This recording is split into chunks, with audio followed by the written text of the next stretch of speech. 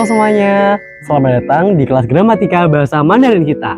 Hari ini kita mau belajar apa sih? Hari ini kita mau belajar pa zi ji. Oh, pa zi ju. Itu fungsinya untuk apa ya? Pa zi ji digunakan untuk menunjukkan tindakan yang memengaruhi atau mengubah suatu benda. Contohnya, saya meletakkan buku di atas meja. Tapi aku jujur banget nih, masih agak bingung karena pa zi ju itu banyak sekali penggunaannya. Kalau gitu, kita langsung dengerin penjelasan dari Dr. Lausha aja ya. Boleh, biar kita juga lebih paham. Kalimat pacuci adalah konstruksi kalimat bahasa Mandarin yang menempatkan objek setelah kata pa sebelum predikat untuk menunjukkan bahwa objek tersebut mengalami suatu tindakan sehingga terjadi perubahan, perpindahan, penyelesaian, atau hasil tertentu. 你来了，对呀，你在这里做什么？我把水装进水瓶里，水瓶满了吗？满了。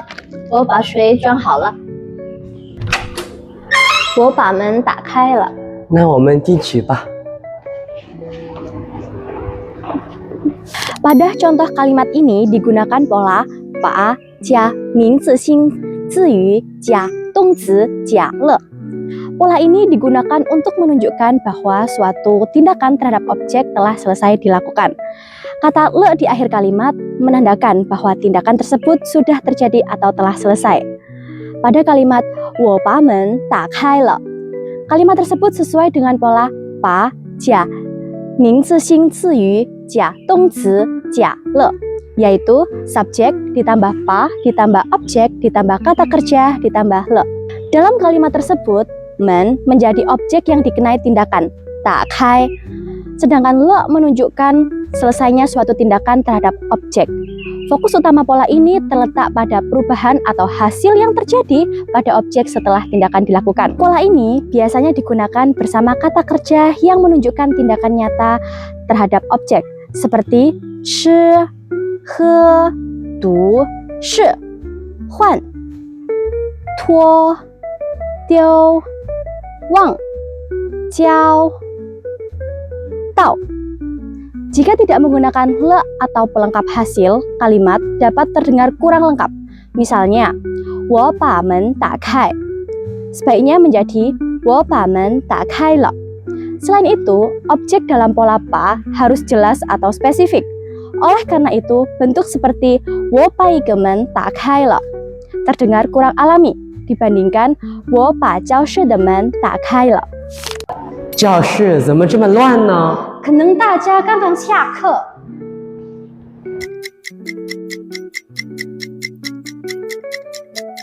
那我把教室收拾一下吧。 好，辛苦你了。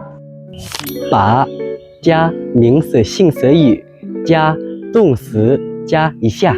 Pola ini biasanya digunakan untuk menyatakan bahwa seseorang melakukan tindakan terhadap suatu objek secara singkat. Penambahan isya membuat kalimat terdengar lebih sopan, natural, dan halus dalam perbincangan sehari-hari. Pada kalimat naoba jiao shi shou shi xia ba, kalimat ini sesuai dengan pola subjek ditambah pa ditambah objek ditambah kata kerja ditambah isya. Pada kalimat ini jiao shi menjadi sebuah objek yang dikenai tindakan. Shou shi merupakan kata kerja yang berarti merapikan, sedangkan isya menunjukkan bahwa tindakan tersebut dilakukan secara sebentar atau singkat. Dengan demikian, pola pa ditambah objek ditambah kata kerja ditambah isya digunakan ketika ingin menekankan tindakan singkat terhadap suatu objek. Pola ini sering digunakan dalam percakapan sehari-hari agar terdengar lebih sopan dan tidak terlalu frontal. Pola ini biasanya digunakan dengan kata kerja tindakan seperti shou shi, ca, kan, da kai, guan, na. Jika tidak menggunakan isya, kalimat tetap benar, tetapi terdengar lebih frontal dan kurang halus. Misalnya, wo ba jiao shi shou shi. Dalam percakapan sehari-hari, bentuknya berubah menjadi wo ba jiao shi shou shi xia ba. Selain itu, objek dalam pola ba biasanya harus lebih jelas atau spesifik. Maka bentuk seperti wo bai ge jiao shi shou shi xia terdengar kurang alami dibandingkan dengan 我把我们的教室收拾一下。我帮你把马克笔放在白板上。好了，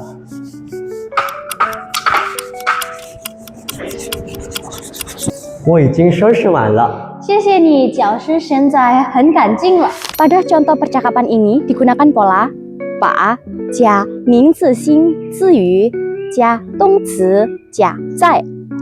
Pola ini digunakan untuk menunjukkan tempat atau posisi akhir dari suatu objek setelah dilakukan suatu tindakan. Dengan kata lain, pola ini menekankan di mana objek itu diletakkan atau berada setelah tindakan dilakukan.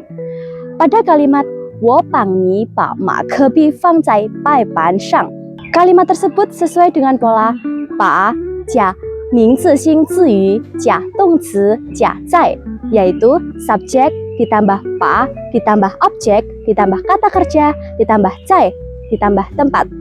Dalam kalimat tersebut, 马克笔 menjadi objek yang dikenai tindakan 放, sedangkan 在 白板上 menunjukkan tempat akhir dari objek tersebut, yaitu di papan tulis putih.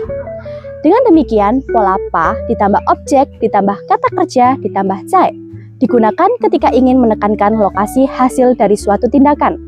Fokus utama pola ini adalah pada posisi akhir objek setelah tindakan dilakukan. Pola ini biasanya digunakan bersama kata kerja yang menunjukkan perpindahan atau penempatan seperti 放, 挂, 贴, 摆, 写, 做. Jika tidak menggunakan keterangan tempat, makna kalimat menjadi kurang jelas. Misalnya, 我帮你把马克笔放. Kalimat tersebut terdengar kurang lengkap karena tidak menjelaskan spidol diletakkan di mana. Oleh karena itu, sebaiknya menggunakan keterangan tempat seperti 我帮你把马克笔放在白板上. Selain itu, objek dalam pola 把 biasanya harus jelas dan spesifik. Oleh karena itu, bentuk seperti 我把一个马克笔放在白板上 terdengar kurang alami dibandingkan 我把红色的马克笔放在白板上。老师来了，你把作业交给老师吧。好，我马上把作业交给老师。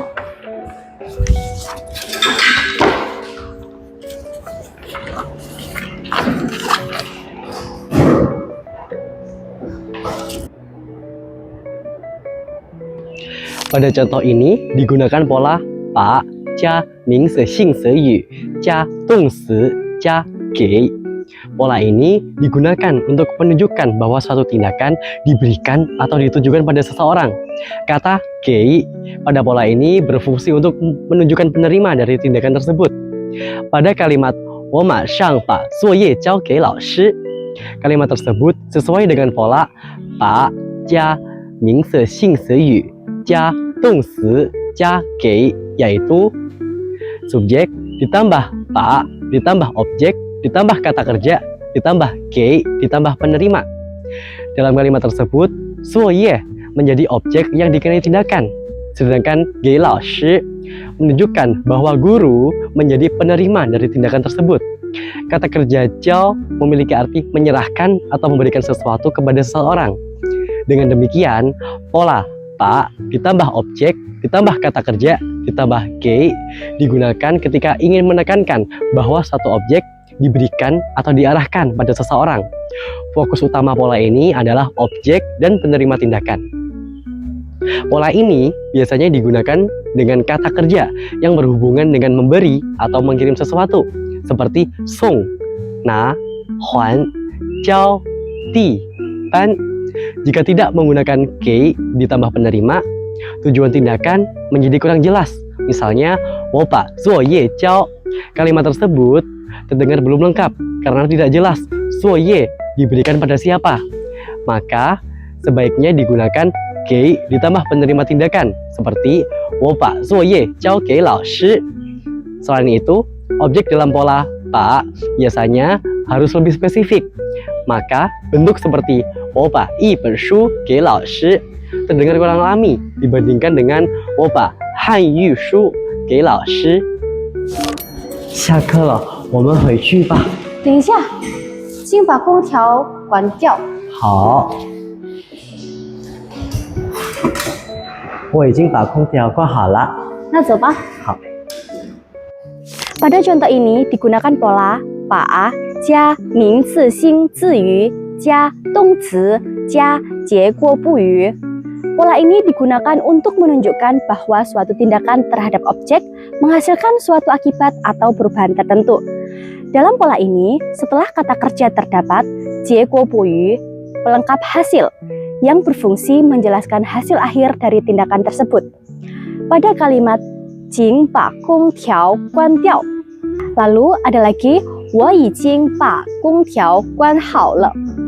Kedua kalimat tersebut sesuai dengan pola subjek ditambah pa ditambah objek ditambah kata kerja ditambah pelengkap hasil. Dalam kalimat pertama, 空调 menjadi objek yang dikenai tindakan. Kata 关掉 terdiri dari kata kerja 关 menutup atau mematikan dan pelengkap hasil 掉 yang menunjukkan hasil akhir bahwa AC sudah dimatikan. Pada kalimat kedua, 关好 terdiri dari kata kerja 关 dan pelengkap hasil akhir 好 yang menunjukkan bahwa tindakan mematikan AC telah dilakukan dengan baik atau selesai dengan sempurna. Kata 已经 dan 了 menunjukkan bahwa tindakan tersebut sudah selesai dilakukan. Dengan demikian, pola pa ditambah objek ditambah kata kerja ditambah 结果不语 digunakan ketika penutur ingin menekankan hasil atau perubahan yang dialami objek setelah tindakan dilakukan. Fokus utama pola ini terletak pada akibat yang terjadi pada objek. Pola ini biasanya digunakan bersama berbagai pelengkap hasil, seperti 好 selesai dengan baik, 完 selesai seluruhnya, 掉 hilang, 换 rusak, 见 terlihat, 清楚 menjadi jelas. Jika tidak menggunakan pelengkap hasil, maka hasil tindakan menjadi kurang jelas. Misalnya, 请把空调关. Kalimat tersebut terdengar kurang lengkap karena tidak menunjukkan hasil akhirnya. Oleh karena itu, lebih tepat menggunakan pelengkap hasil seperti 请把空调关掉. Nah teman-teman, jadi hari ini kita sudah belajar 5 pola penting dalam Pak Seci. Mulai dari pa ditambah objek, ditambah kata kerja, ditambah le, sampai yang memakai 一下, 在, 给, dan juga 结果不语. Intinya, semua pola pa digunakan untuk menunjukkan bahwa suatu tindakan memberikan pengaruh, perubahan, atau hasil pada objek. Jadi bukan sekedar melakukan aksi, tapi kita menekankan apa yang terjadi pada benda tersebut. Betul, kalau udah paham polanya, Pak Seci jadi lebih mudah digunakan dalam bahasa sehari-hari. Semoga penjelasan ini membantu teman-teman lebih mengerti ya. Terima kasih sudah menonton, sampai jumpa di materi berikutnya. 再见!